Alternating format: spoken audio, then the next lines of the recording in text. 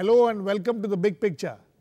The 20th CPIM Congress just got concluded in Kozhikode in Kerala day before yesterday.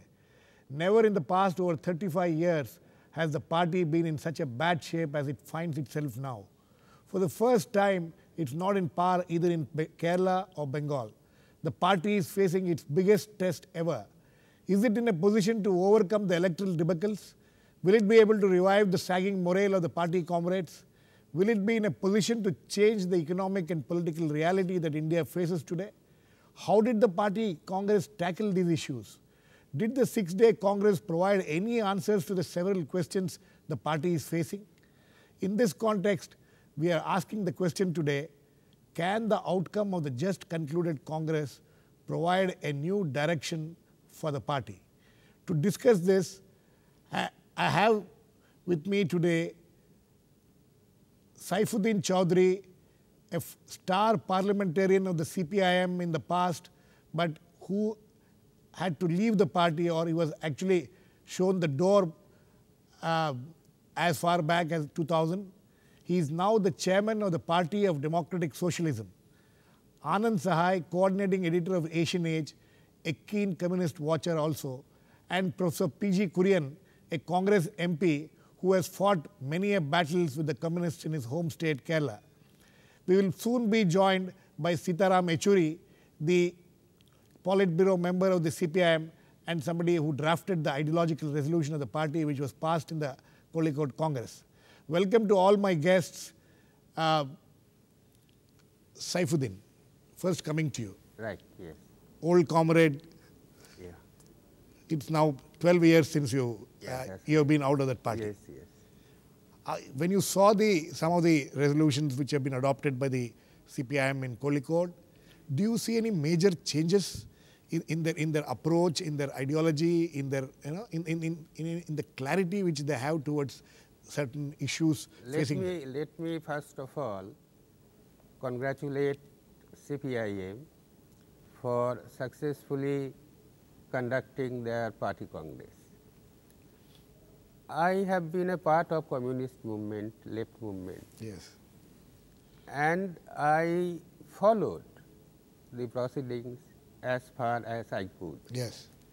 I expected that given the world reality, Indian reality, the experience that they might have gathered in the past, they will be able to change themselves fundamentally and will play a very important part in Indian politics, Indian What society. fundamental changes are Now, you talking about? The old thinking, the basic pillars of that are very much there. They have not been changed, but certain things have been added as they are functioning within the limits of Indian democracy, and they have realized that going against the democratic tenets will not be accepted by the people of this country. That they seem to have accepted more or less now. More or less. They are talking of parliamentary system, the importance of parliamentary But system. the point is that you talk all this so long you do not have the power, the state power. When you get the power, what you do? That's a very important question. And if that doubt remains in the minds of the people, then your future is closed. Anand, Saifuddin is making Saifuddin's analysis. Do you subscribe to what he says, and do you think this is what the CPIM is at present stage? See, I think the CPIM is the most important force on the left, held power in Bengal for 34 years, and also Tripura. Tripura is a smaller state, but important, and this gave it a national presence, which, but for what it had in Bengal, even though, in Kerala it alternates in power with the Congress-led front. Right. Bengal is crucial. And after losing that, to that extent, their importance in national political calculations, their own as well as those of other parties, will decline. And therefore, I expected that in the face of the defeat, not only in Bengal but also in Kerala, okay, that they will ask themselves some searching questions, turn the spotlight inward. It is one thing to say the capitalism is in crisis, global capitalism is in crisis. All of these things are fairly... The neoliberalism and... All this is not new. They have said this before, but they are not alone in saying that. In the US, which is the heartland of global capitalism, if you like, many thinkers, many writers, many people are raising some of these questions. Maybe their perspectives are not the same as those of the CPIM. That is true. And yet going beyond this, you'll have to sort of look inward and do a degree of self-criticism. In the old left movement, there was something by way of joke that I shall retain my right to self-criticize you. So this business has gone on a bit too far, and I think it was a great opportunity missed that the leading bloc of the left movement made only a passing reference, to the extent that I have understood it, to their very severe drubbing by saying that, the defeat in Bengal is only one factor. There are other factors also that we shall have to consider why our influence may have gone down. But such a major event in the life of the left ought to have propelled not only the party as a party, but all those on the left, all those who are sympathetic to the left, to, to create the environment in which the leading left force is obliged to critically examine its ideological premises, its political tactical premises, and perhaps also its organizational layout. I think that has been missed. We will be soon joined by Sitaram and Yechury. We will ask him this question, but meanwhile, let me go to Mr. P.J. Kurien. Professor Kurien, you have fought many battles with the left in your own home state. Now, in your own home state, this 20th Congress was held. Do you see the left front in Kerala itself after this Congress? Do you see them having any more clarity? Do you see them as a major threat in the coming months and years? In fact, after this Congress in Calicut, we find that nothing new has happened. In fact, they have not done an introspection why they were defeated in West Bengal, or why they are not able to improve their position in Kerala. They have not done an introspection at all. What they have said that hereafter they will not follow the foreign models. Yes, they were not having an Indian model of development. They were following the Soviet Union first, and then China. China, but they even now forget the fact the communism has become irrelevant now. Because, see, once upon a time it was relevant. There was a need for that. Today, see, in the new scenario of this market economy and technological development, see, the very principles of those old communism have become irrelevant. That they have not understood. They are not addressing to that. And therefore, the people of the states, the communist ruled states, they have by their experience understood that communism cannot give them developments, communism cannot give them say bread and butter and shelter. No development, no progress. This is a point.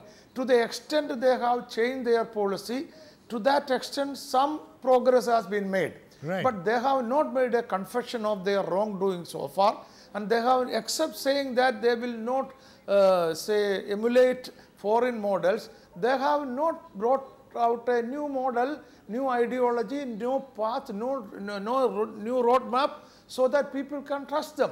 Therefore, I think no progress, no development will be taking place, and Communist Party will not be growing in India. They will be decaying gradually. Okay, okay, Professor Kurien, that's a devastating statement which you have made. If all comrades who are hearing it will not be very happy with you.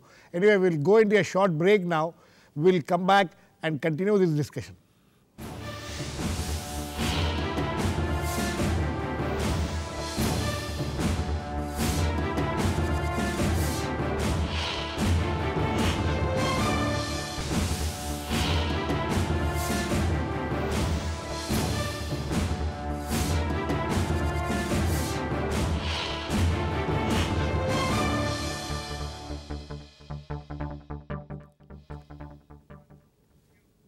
Welcome back. We are discussing the 20th Congress of the CPIM held in Kozhikode and asking the question, is it going to give any new direction to the party? Saifuddin, coming back to you. You know, all three of you have been pretty critical of what's happening, but all said and done, there seems to have been certain effort to understand the political situation as well as the ideological, you know, to bring about some ideology. One important point in this Congress, going by their ideological document as well as political document, is the fact that they have finally come to terms with the fact that identity politics drives politics in this country, and caste politics, and especially. So you think this realization or this acceptance can lead this party to some to come out of some of its problems and be able to face the situation better? You see, what are the realities? That cannot be denied. But the communist parties have been denying the reality of caste in this country all these years. True. I am saying you just cannot deny it. You have to accept the reality and try to change it. Now, if you think that identity politics is the way forward, then there are other players who have been doing that all through, and they are getting by that. How can you beat them in that? You can't beat them in their own game. Yeah, you have to have your own input, that is a qualitative input into that. Yes. I believe they cannot be a party for identity politics. They can never be. But while competing with the players of this kind of politics, where that will lead them to, I do not know. No, they talk about, for instance, in their ideological document, they talk about the fact that this identity politics is a reality, and that can be countered by a combination of class issues and the social questions. How do you see them marrying these two? No, this can be done. I find no problem in doing that. You, in the past, totally remain blind to the genuine aspirations, feelings of minorities, maybe that way, of the caste, those who are Dalits and all that. Right. Now you take up their genuine demands. There is nothing wrong in it. But it cannot be stretched that far where a big divide in the society can take place. That is out of question. Right. And no Communist Party will ever do that. That I am very sure.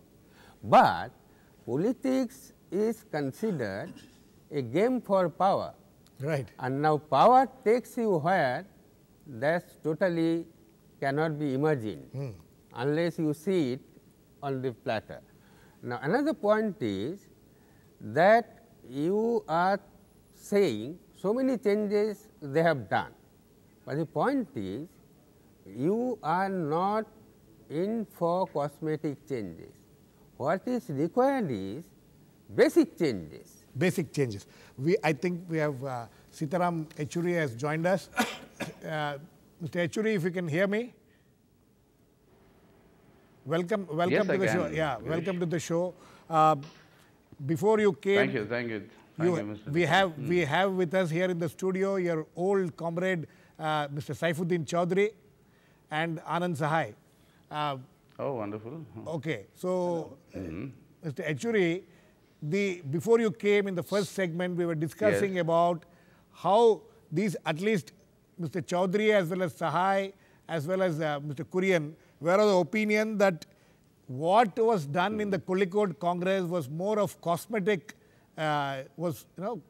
you have done only cosmetic changes, or you have not gone into the fundamental problems which the party faces.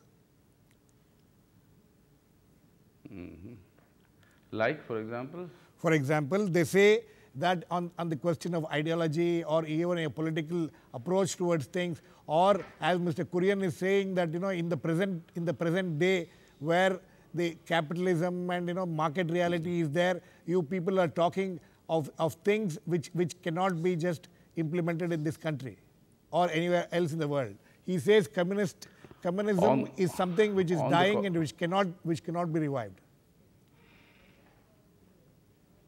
Well, that is exactly what people said about communism from the day it was born. So there is nothing new.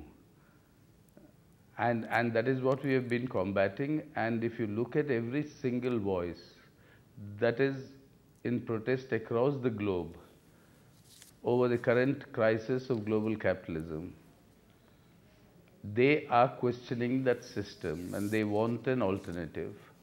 And that alternative can only be socialism and nothing else, and that is being resoundingly vindicated by global experience. So therefore, I mean, this thing of communism being dead, or that there is no alternative to capitalism, and this exploitation under capitalism is the last stage of human civilizational advance, these are arguments which should be worn out by now, but yet you have dogged people who will pursue it. One of the unfortunate. Mr. Yechury, one of the other. But we'll meet them. But coming to Saifuddin's point about cosmetic. Right. No, when it said that cosmetic changes were only cosmetic changes were done in the 20th Congress of ours. On the contrary, in fact, cosmetic changes were not done. You are not. Because only changing of leadership, these issues, that would have been have been cosmetic. You did not address the fundamental issues. That's what it talks about. But what we did was, but that's what I'm coming to. We have actually addressed the fundamental issues, and that is why you will find a very detailed resolution on some ideological issues that was discussed and adopted by the Congress, where all these fundamental issues have been raised, discussed, and our approach on how to meet these challenges has been defined. Okay. In fact, if you just give me a couple of minutes, I'll be able to explain to you. Yeah, just give me. That what we have identified. What are those fundamental changes? Yeah. You see, first of all, the fact is that there is no need to establish any longer that you require a political alternative to the existing current trajectory of policy direction. Now, how do you build that? What are these challenges? The first of these is to meet these ideological challenges which you were just talking about earlier, so I will not dilate on that. Right. The second important issue that we need to face squarely is to strengthen what we have recognized many years ago, but to strengthen that point that the Indian reality today. Right. There is economic exploitation of the people on the one hand and social oppression of the people, mainly through the caste oppression, that is manifesting itself simultaneously on the other hand. Absolutely. Unless the Communist Party of India, Marxist, is able to simultaneously take up the issues and champion the struggles against economic exploitation and social oppression, we will not be able to advance and project this political alternative. Right.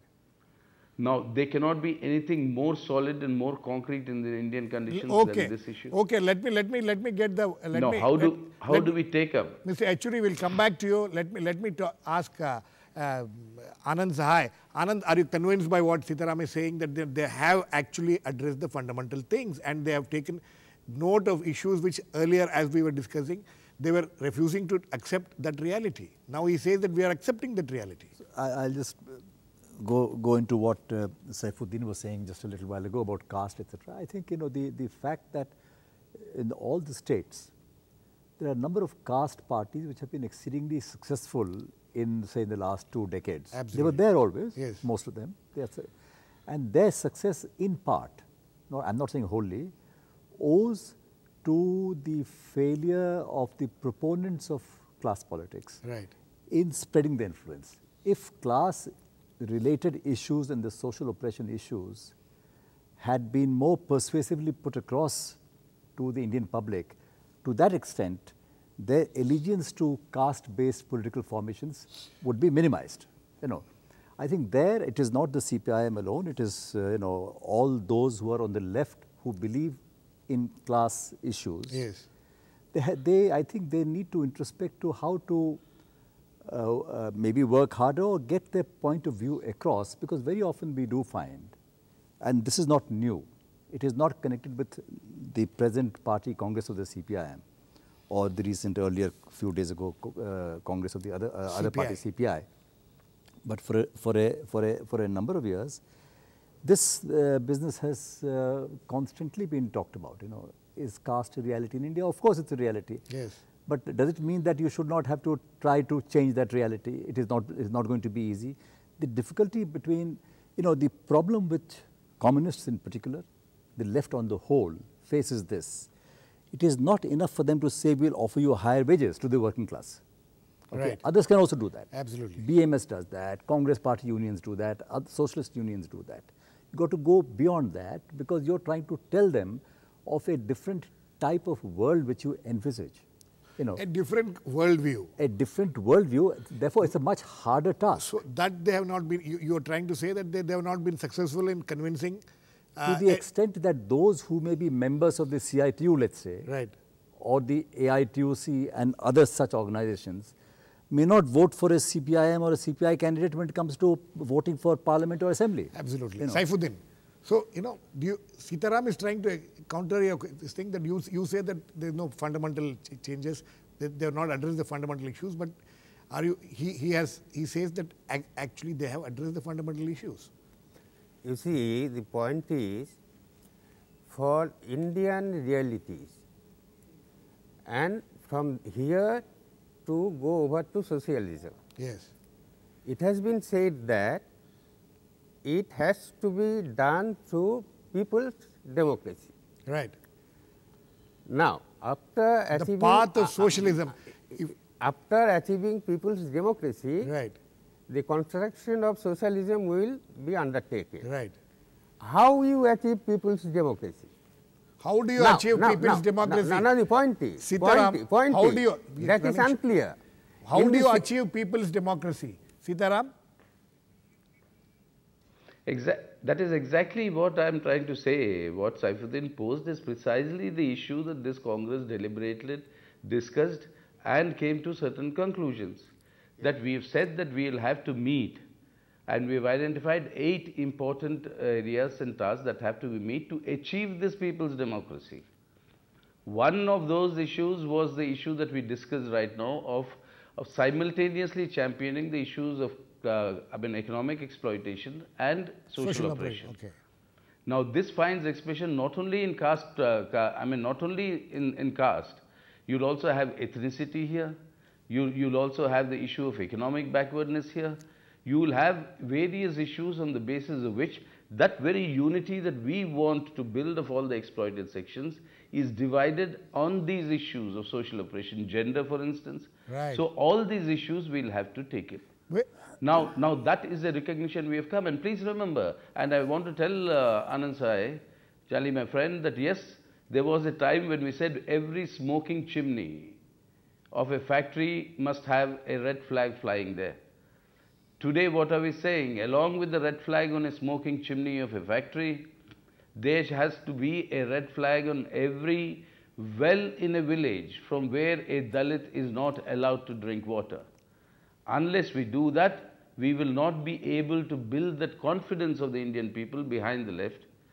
Otherwise, you will find them being divided on these issues of caste, ethnicity, etc., and that is an important challenge. Okay. And to do that, with exactly what Mr. One moment. Yes. Just one moment. Yeah. What Mr. Sahay was saying is absolutely correct. The working class unit. Yes. Now, under the current trajectory of economic reform, there is a tendency to relegate the organized working class sections into the unorganized section. Right. Contractual labor, casual labor, making it more difficult to organize them. And unless this challenge of organizing that working class is taken up, that's precisely the point. I mean, people may be members of trade unions, but they are not necessarily voting for the left parties. Right. So, to overcome that, we'll need to strengthen this sort of an effort in strengthening the working class unity, strengthen the unorganized sector, that is, organize the unorganized sector. Okay. Sitaram, and build the unity of the workers I think and the poor peasant and the agricultural labor. That is the task. Right. Saifuddin wants to counter some of the points which you have made. Yes, Saifuddin. Not counter. I think what I wanted to say, Sitaram understood it. Point is that you raise issues of various sections of people. Yes. There is no problem in that. Yes. Point is that for years you have been doing this. Now, in one section, it has been said that we want to move forward through peaceful means. Right. If that is resisted or not allowed to be done, then for other options, they are also be ready to do that. Right. Now, in a democracy, who will resist if you move forward through the support of the people by winning elections and all that? Now, then why this question comes in a democracy, that you will have to take recourse to non-peaceful part. Right. How that comes? Now, my point is that if you are in a position to get to the seat of power and somebody prevents you, you should fight that back. You will get people's support. And after winning that, what you will do? You will destroy democracy or re-establish it in a bigger way, multi-party democracy. Sitaram, quickly, if you want to react to Saifuddin, very quickly, we are running out of time. Of course, I want to react. I want to react, and Saifuddin knows as much as I know on this point, because we were there together for a large amount of years of the youth. Yes.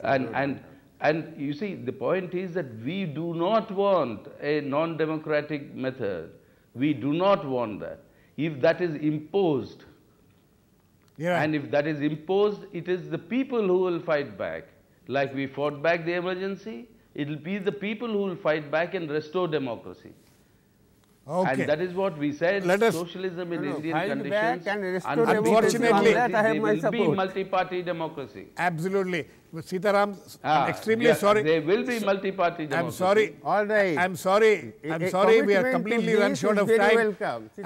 I'm sorry, I'm completely run out of time.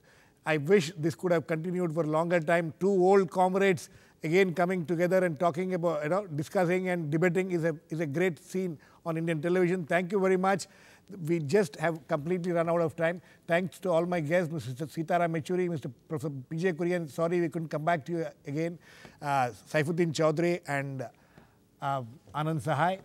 Please keep watching. We'll come back with another issue on The Big Picture.